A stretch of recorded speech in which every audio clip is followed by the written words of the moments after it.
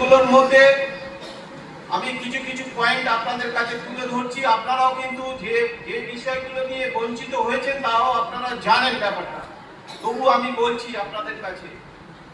প্রথম, যেটা সুপ্রিম কোর্টের অর্ডার থাকার সত্ত্বেও স্থায়ী কর্মচারীরা ডিএ পাচ্ছে না। কিভাবে বিভাজন তৈরি করেছে, যে রাজ্য সরকারের কিছু কর্মচারীদের তাদের হচ্ছে কি ডিএ টাকা দিয়ে 7টা দপ্তরকে বঞ্চিত করেছে। এই বঞ্চিত কি আমরা মেনে নেব? আমাদের তো লড়াই আন্দোলন করতে হবে। আমাদের অস্থায়ী কর্মচারীরা দীর্ঘদিন, কেউ 20 বছর, কেউ 25 বছর ধরে কাজ করছে, তাদের স্থায়ীকরণ হচ্ছে না।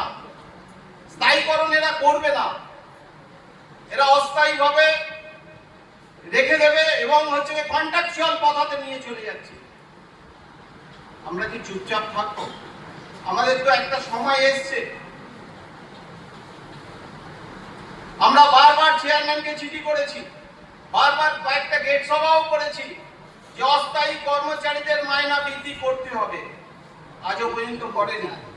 আমরা ইলেকশন মিটে গেলে আবার গেট সভা করে আবার চেয়ারম্যানের কাছে একটা ডেপুটেশন দেব, কিন্তু শুধু এই ডেপুটেশন দিয়ে আর এ করে হবে না।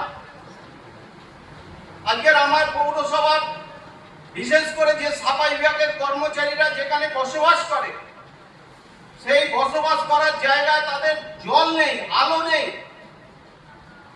যে পরিবেশে তারা বসবাস করে, সারা শ্রীরামপুর তারা পরিষ্কার পরিচ্ছন্ন রাখে জীবনের বাজি রেখে, আজকে তারাও বঞ্চিত হচ্ছে।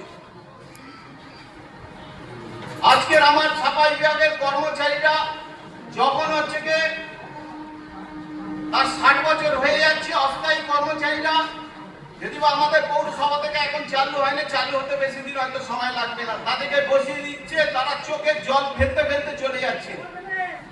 অথচ দেখা যাচ্ছে যে স্বাস্থ্য দপ্তরের একটা কর্মচারী যদি 60 বছর পরে অবসর গ্রহণ করে, তাদের 5 লক্ষ টাকা দিচ্ছে। আর আমার পৌরসভার কর্মচারীদের চোখের জল ফেলতে ফেলতে চলে যেতে হবে। এই জিনিস কি আমরা মেনে নেব? স্থায়ী কর্মচারীরা যখন 60 বছর হয়ে যাচ্ছে, তারা রিটায়ার করছে, তারা তাদের গ্র্যাচুইটির টাকা পাচ্ছে না, তাদের পিএফ এর টাকাও সঠিক সময়ে পাচ্ছে না। এই অবস্থা কি চলতে পারে? আপনারা কি মেনে নেবেন? আজকে অস্থায়ী কর্মচারীদের মাইনা 1 থেকে 7 তারিখের মধ্যে দেওয়ার কথা আমরা বারবার বলেছি। আজকে পেনশনারদের পেনশন আমরা 1 থেকে 7 তারিখের মধ্যে দিতে বলেছি, কিন্তু সেটা কখনো কখনো 15 তারিখ, কখনো অস্থায়ী কর্মচারীদের মাইনা প্রায় 18 থেকে 22 তারিখ হয়ে যাচ্ছে। এই জিনিস বরাবরই দেখি চলছে। অথচ টাকা পয়সা সব নয় ছয় বিভিন্ন খাতে খরচ চলছে, খেলা মেলা সবই চলছে। এই জিনিস কি চলতে পারে? আজকে যখন এই ডিএ বামফ্রন্ট সরকার আজকের আমাদের অধিকারটা দিয়েছিল, সেই অধিকার কেড়ে নিতে চাইছে, আমাদের ডিএ দেবে না বলছে। তাহলে কি আমরা চুপচাপ হাত গুটিয়ে বসে থাকবো? আজকে 18 সালে একটা অর্ডার ছিল যে অস্থায়ী কর্মচারীরা যখন 5 বছর কাজ করবে, তাদের মাইনা 9,500 টাকা। আর যারা 15 বছর কাজ, 10 বছর কাজ করবে, তাদের হচ্ছে 12,500। যারা 15 বছর কাজ করবে তাদের 16,500। যারা 20 বছর কাজ করবে তাদের 22,500। এটা রাজ্য সরকারেরই অর্ডার ছিল। অর্ডার দিয়েছে কিন্তু ম্যাচিং অর্ডার দেয়নি। এটা কি একটা ধাপ্পা নয়? আজকে যদি আমাদের কর্মচারীরা যদি এই সুযোগ সুবিধা তো রাজ্য সরকার যদি দিত, ম্যাচিং অর্ডার যদি দিত, তাহলে আজকের আমাদের কর্মচারীদের মাইনাটা অনেকটা বেড়ে যেত এবং তাদের পরিবারগুলো খুব সচ্ছলভাবে চলত। সবটাতেই পৌর কর্মচারীদের একটার পর একটা বঞ্চিত করে চলেছে। এই জিনিস কি আমরা মেনে নেব? একটা সুযোগ এসছে, আগেও সুযোগ এসেছিল, সেই সুযোগ আমরা কাজে লাগাতে পারিনি।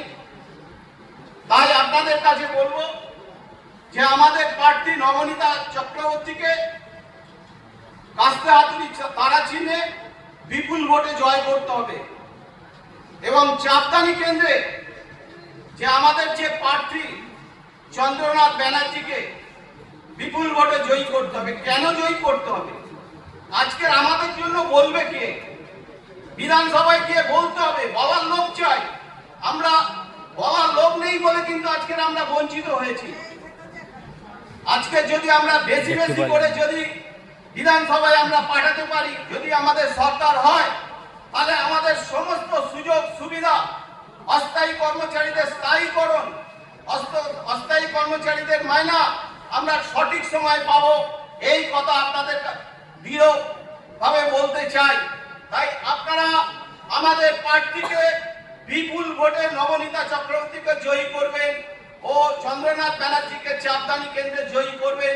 এই কথাগুলো বলে সবাইকে অভিনন্দন, লাল সালাম জানিয়ে আমি আমার কথা শেষ করছি। ইনকলাব জিন্দাবাদ, শ্রমিক কর্মচারী জিন্দাবাদ, পৌর কর্মচারী সংঘ জিন্দাবাদ।